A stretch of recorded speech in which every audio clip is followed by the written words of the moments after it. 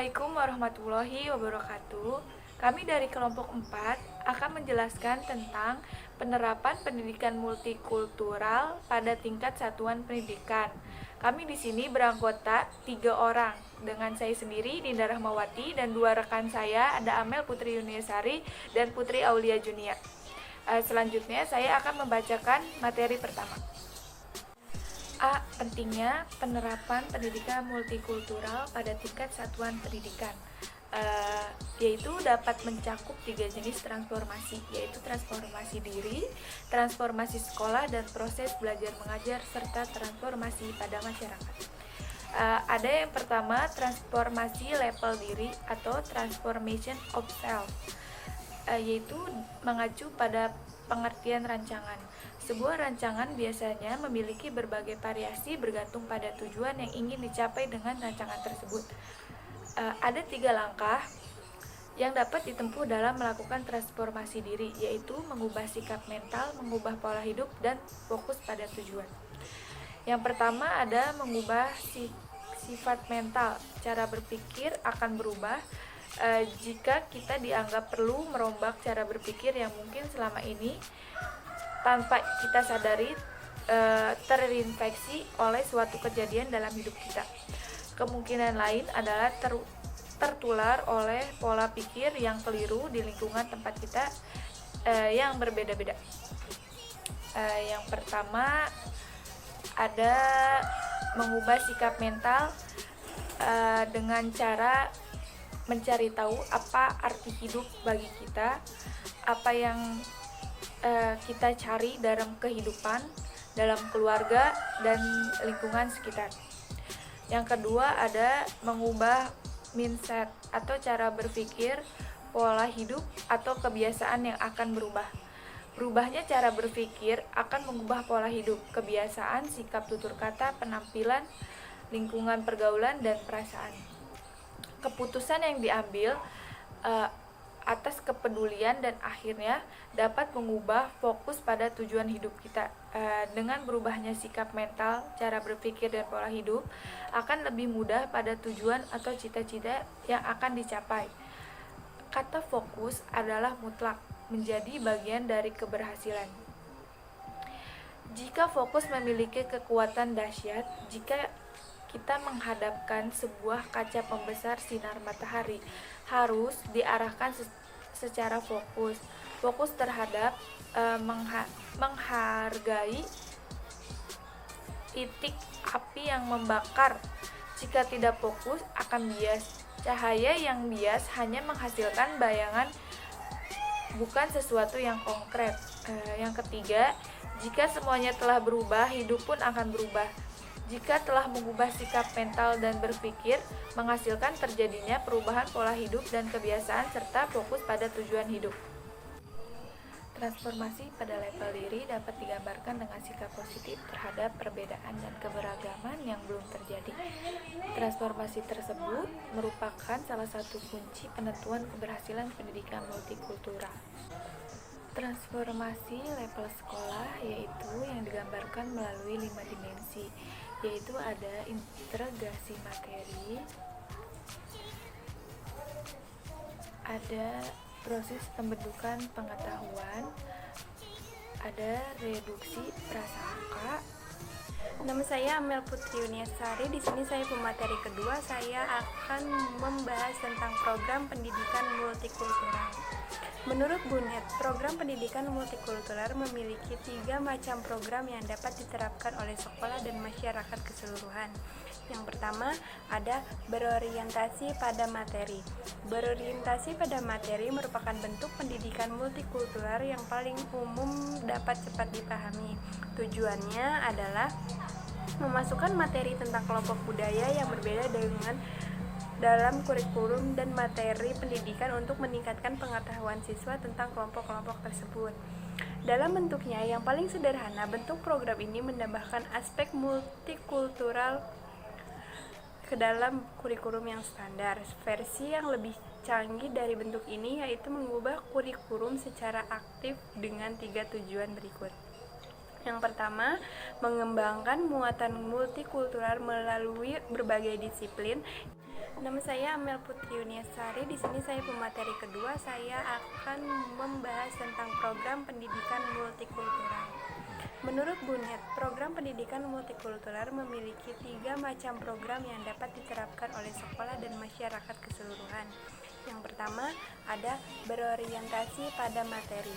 Berorientasi pada materi merupakan bentuk pendidikan multikultural yang paling umum dapat cepat dipahami.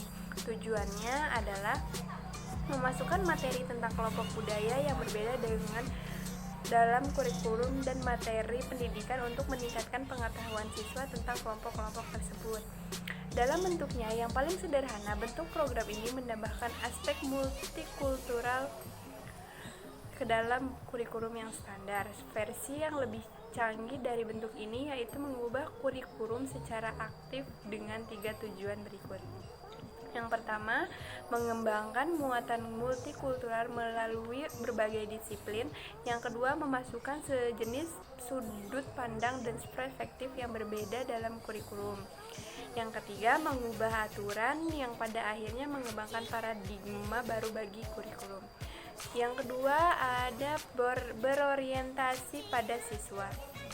Program yang berorientasi pada siswa bertujuan untuk meningkatkan prestasi akademik kelompok siswa yang berbeda meskipun pada saat itu tidak memberikan perubahan besar dalam muatan kurikulum. Beberapa program ini dirancang untuk mengubah kurikulum atau konteks sosial pendidikan tetapi membantu siswa dengan budaya dan bahasa yang berbeda.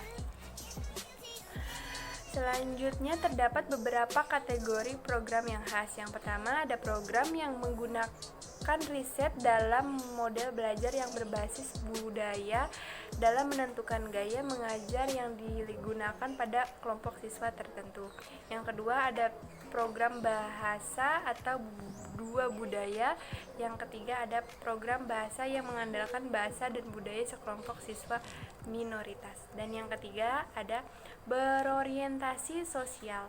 Program yang berorientasi sosial berupaya mereformasikan pendidikan ataupun konteks politik dan budaya pendidikan. Program ini bertujuan bukan untuk meningkatkan prestasi akademis atau menambahkan sekumpulan pengetahuan multikultural, melainkan memiliki pengaruh yang sangat signifikan dalam meningkatkan toleransi budaya dan ras serta mengurangi bias. Selanjutnya, peranan guru dan sekolah dalam menerapkan pendidikan multikultural. Sekolah merupakan salah satu lembaga yang berfungsi menanamkan kesadaran di kalangan generasi muda akan identitas dirinya, identitas kolektifnya, serta menumbuhkan calon warga negara yang baik dan terpelajar dalam masyarakat yang homogen atau majemuk. Sementara itu, guru berfungsi untuk melatih dan mendisiplinkan pikiran peserta didik, memberikan pendidikan normal dan agama, menanamkan kesadaran nasionalisme dan patriotisme, menjadi warga negara yang baik. Untuk itu, peran guru dan pihak sekolah diperlukan untuk memenuhi berbagai kebutuhan peserta didik, antara lain yang pertama, membangun paradigma keberagaman. Guru merupakan faktor penting dalam mengimplementasikan nilai-nilai keberagaman dan inklusif dan moderat di persekolahan. Hal ini disebabkan guru yang memiliki paradigma pemahaman keberagaman yang moderat akan mampu mengajarkan dan mengimplementasikan nilai-nilai keberagaman kepada peserta didik di sekolah. Peran guru dalam hal ini sebagai berikut. Yang pertama, guru harus mampu bersikap demokratis, yang artinya dalam segala tingkah lakunya, baik sikap maupun perkataannya tidak diskriminatif atau bersikap tidak adil. Peserta didik yang menganut agama berbeda dengan yang lainnya. Dan yang kedua, selanjutnya oleh sebab itu sekolah sebaiknya memerhatikan hal-hal berikut. Yang pertama, sebaiknya sekolah membuat dan menerapkan peraturan lokal, yaitu peraturan sekolah yang diterapkan Secara khusus di sekolah tertentu, dengan diterapkannya peraturan ini diharapkan semua unsur yang ada seperti guru, kepala sekolah, pegawai administrasi, dan peserta didik dapat belajar selalu menghargai orang lain yang berbeda agama di lingkungan mereka. Selanjutnya, untuk membangun rasa saling pengertian beragama antar peserta didik, sekolah diharapkan berperan aktif dalam menggalakkan dialog keagamaan dengan pembimbing guru-guru. Selanjutnya, buku-buku pelajaran yang digunakan dan diterapkan di sekolah sebaiknya adalah buku-buku yang dapat membangun wacana peserta didik tentang pemahaman keberagaman yang moderat. Sekian materi dari saya, selanjutnya akan dibahas oleh Putri Aulia Junia. Terima kasih. Halo semuanya, di sini saya Putri Aulia Junia akan melanjutkan presentasi dari teman saya, yaitu ada yang kedua, menghargai keragaman bahasa. Guru harus memiliki sikap menghargai keragaman bahasa dan mempraktikkan nilai-nilai tersebut di sekolah sehingga dapat membangun sikap peserta didik agar mereka selalu menghargai orang yang memiliki bahasa, aksen, dan dialek yang berbeda. Oleh karena itu, guru harus menunjukkan sikap dan tingkah laku yang selalu menghargai perbedaan bahasa yang ada. Dengan demikian, diharapkan peserta didik akan dipelajari dan mempraktikkan sikap yang sama. Dan yang ketiga ada membangun sensitivitas gender. Dalam pendidikan multikultural, pendidikan memiliki peran yang sangat strategis untuk membangun kesadaran peserta didik tentang pentingnya menjunjung tinggi hak-hak perempuan dan membangun sikap anti-diskriminasi terhadap kaum perempuan. Dan juga guru dituntut untuk memiliki peran dan dalam membangun kesadaran peserta didik terhadap nilai-nilai kesadaran gender dan sikap anti-diskriminasi terhadap kaum perempuan di sekolah dengan cara berikut. Nah, jadi ini ada caranya, yaitu caranya ada 3. Yang pertama, guru harus memiliki wawasan cukup tentang kesehatan gender. Wawasan ini penting sekali ya buat guru, karena guru merupakan figur utama yang menjadi pusat perhatian peserta didik ini. Nah, yang kedua juga ada guru harus mampu mempraktikkan nilai-nilai keadilan gender secara teratur di kelas atau di sekolah. Dan yang ketiga ada sensitif terhadap permasalahan gender di dalam ataupun di luar kelas. Sementara itu, sekolah juga memiliki peran yang sangat penting dalam menanamkan nilai-nilai tentang kesetaraan dan keadilan gender dengan cara yang ini nih. Dengan caranya ada 3 juga, yaitu ada sekolah harus memiliki sekaligus menerapkan undang-undang sekolah anti diskriminasi gender. Nah, yang ketiga juga sekolah harus berperan aktif untuk memberikan pelatihan gender terhadap seluruh staf termasuk guru dan peserta didik agar penanaman nilai-nilai tentang persamaan hak dan sikap anti-diskriminasi gender dapat berjalan dengan efektif. Nah, yang ketiga juga ada untuk menumpuk dan mengunggah kesadaran peserta didik tentang kesetaraannya gender dan sikap anti-diskriminasi terhadap kaum perempuan. Nah, yang keempat adalah membangun sikap kepedulian sosial. Guru dan sekolah memiliki peran terhadap pengembangan sikap peserta didik untuk peduli dan kritis terhadap segala bentuk ketidakadilan sosial, ekonomi, dan politik yang ada di dalam ataupun di luar lingkungan sekitarnya. Pihak sekolah sebaiknya membuat penerapan peraturan fenomena ketidaksosialan, ekonomi dan politik yang ada di sekitar mereka. Dengan diberlakunya peraturan tersebut diharapkan dapat membantu sikap siswa untuk percaya diri. Lalu ada juga yang kelima. Nah, yang kelima ada juga memiliki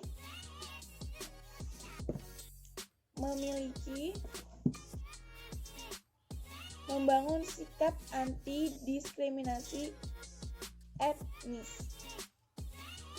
Nah, guru berperan sangat penting dan membangun sensitivitas anti diskriminasi terhadap etnis lain di sekolah. Oleh sebab itu, seorang guru dituntut untuk memiliki pemahaman dan wawasan yang cukup tentang sikap anti diskriminasi etnis sehingga dapat memberikan contoh secara langsung melalui sikap dan perilakunya yang tidak memihak atau tidak berlaku diskriminasi terhadap peserta didik yang memiliki latar belakang etnis atau rasa tertentu. Nah, yang keenam, ada membangun sikap anti diskriminasi terhadap perbedaan kemampuan. Pada aspek ini, guru sebagai pergerak utama kesadaran peserta didik agar selalu menghindari sikap yang diskriminatif terhadap perbedaan kemampuan peserta didik, baik di dalam maupun di luar kelas. Nah, ada juga yang ketujuh. Yang ketujuh adalah membangun sikap anti diskriminasi umur. Sekolah seharusnya menerapkan peraturan yang intinya menyatakan bahwa segala bentuk diskriminasi terhadap umur tertentu dilarang keras di sekolah dan mewajibkan kepada peserta didik untuk selalu saling memahami dan menghormati perbedaan umur yang ada di sekitar mereka. Sekolah sebaiknya tidak memberikan batasan umur untuk bagi seseorang yang akan masuk dan belajar di sekolah tersebut apabila bersangkutan memiliki kemampuan atau kemampuan seperti yang telah diatur dalam undang-undang sekolah atau negara. Terima kasih. Di sini saya akan membacakan kesimpulannya, yaitu pendidikan multikultural merupakan pendidikan yang dilatar belakangi dari adanya keragaman siswa yang memiliki banyak perbedaan dalam berbagai aspek. Tantangan kehidupan, peranan pengolahan pendidikan multikultural sangat penting, sehingga diharapkan semua siswa perlu kelompok manapun mereka masuk, seperti kelompok yang terkait dengan gender, suku, bangsa, ras, budaya, agama, atau pengecualian tersebut, mengalami kesetaraan pendidikan di sekolah. Nah, sekian dari kelompok 4. Kurang lebihnya minta maaf. Wassalamualaikum warahmatullahi wabarakatuh.